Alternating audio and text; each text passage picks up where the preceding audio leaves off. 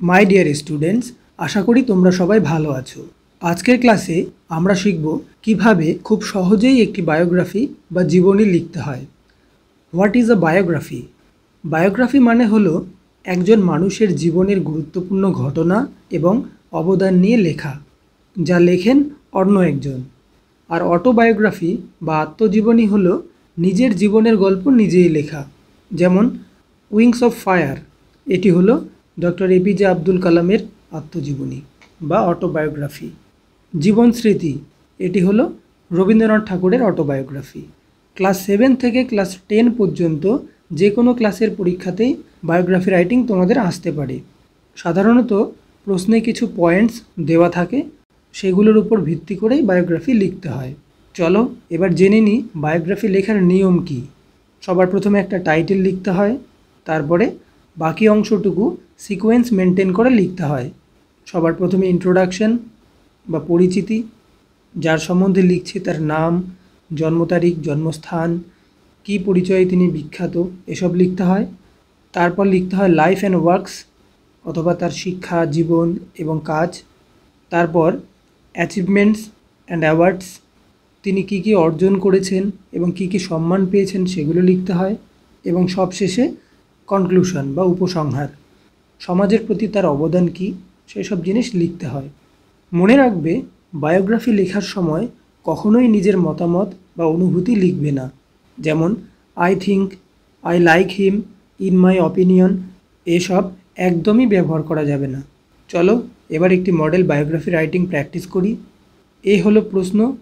পরীক্ষায় তোমাদের সাধারণত এভাবেই প্রশ্ন থাকে।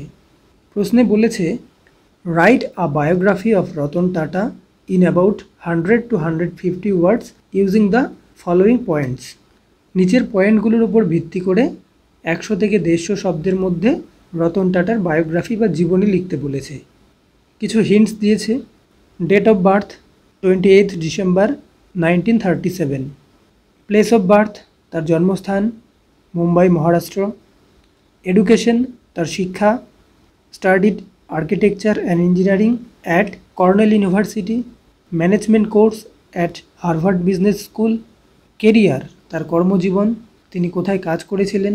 Joint Tata group in 1961, became chairman in 1991। 1961 সালে টাটা গ্রুপে যোগদান করেন এবং 1991 সালে টাটা গ্রুপের চেয়ারম্যান হন। অ্যাচিভমেন্টস, সাফল্য, launched tata nano, acquired Jaguar land Rover, তিনি টাটা ন্যানো চালু করেন, জাগুয়ার ল্যান্ড রোভার অধিগ্রহণ করেন। অ্যাওয়ার্ডস, কী কী পুরস্কার পেয়েছেন। পদ্মভূষণ 2000 সালে, পদ্মবিভূষণ 2008 সালে। ডেথ, তিনি কবে মারা যান। Passed away on 9th October 2024। এই হলো প্রশ্ন। এবার আমরা এই হিন্টসগুলোকে ব্যবহার করে স্টেপ বাই স্টেপ বায়োগ্রাফিটি লিখব। তোমরা এই পয়েন্টসগুলির বাইরে কিছু লিখবে না, যেটুকু প্রশ্নে আছে সেটুকু দিয়ে সুন্দরভাবে গুছিয়ে লিখবে। তাহলে প্রথমে টাইটেলটি লিখব, রতন টাটা কোলন চিহ্ন দিয়ে আ গ্রেট ইন্ডাস্ট্রিয়ালিস্ট। যেহেতু তিনি শিল্পপতি তাই আমরা লিখলাম ইন্ডাস্ট্রিয়ালিস্ট, অথবা বায়োগ্রাফি অফ রতন টাটা। তারপর ইন্ট্রোডাকশন বা পরিচিতি, তিনি কে ছিলেন।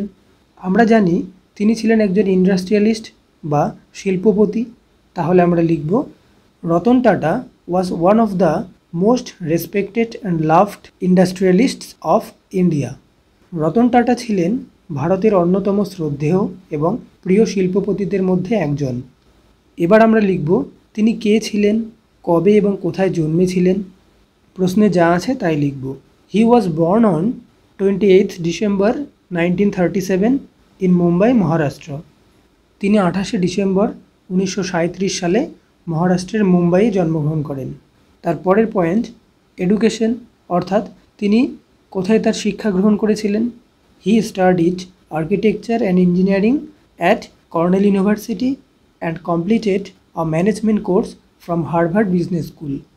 তিনি কর্নেল বিশ্ববিদ্যালয়ে আর্কিটেকচার এবং ইঞ্জিনিয়ারিং কোর্স করেছিলেন এবং হার্ভার্ড বিজনেস স্কুলে ম্যানেজমেন্ট কোর্স করেছিলেন। এবার তার কেরিয়ার বা কর্মজীবন সম্পর্কে লিখব। He joined the Tata group in 1961 as a worker at Tata steel. তিনি 1961 সালে টাটা গ্রুপে টাটা স্টিলে একজন কর্মী হিসেবে যোগদান করেন। He became the chairman of tata group in 1991। তিনি 1991 সালে টাটা গ্রুপের চেয়ারম্যান হন। এবার অ্যাচিভমেন্টস, তিনি কী কী অর্জন করেছেন তা লিখব। He launched the Tata Nano, the world's cheapest car. তিনি টাটা ন্যানো গাড়িকে বাজারে এনেছিলেন, যা ছিল পৃথিবীর সবচেয়ে সস্তা গাড়ি। লঞ্চড মানে হচ্ছে বাজারে আনা বা চালু করা।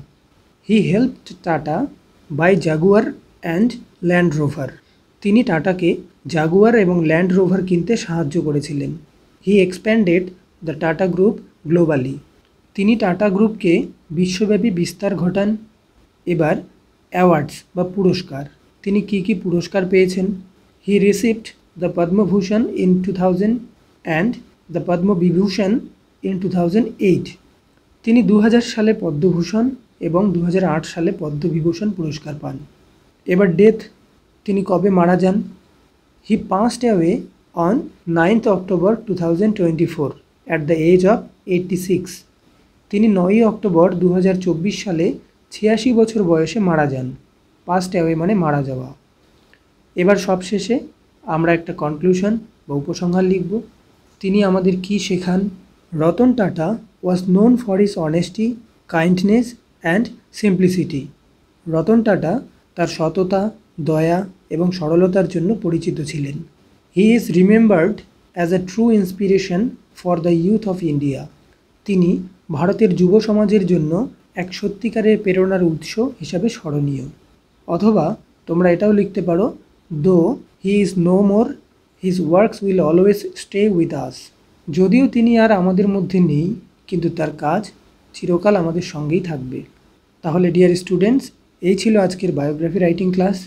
যদি আজকের ক্লাসটি তোমার হেল্পফুল মনে হয় তাহলে বন্ধুদের সঙ্গে শেয়ার করো, যাতে তারাও খুব সহজে ইংরেজি শিখতে পারে। ভালো থেকো, দেখা হবে পরের ক্লাসে। টাটা।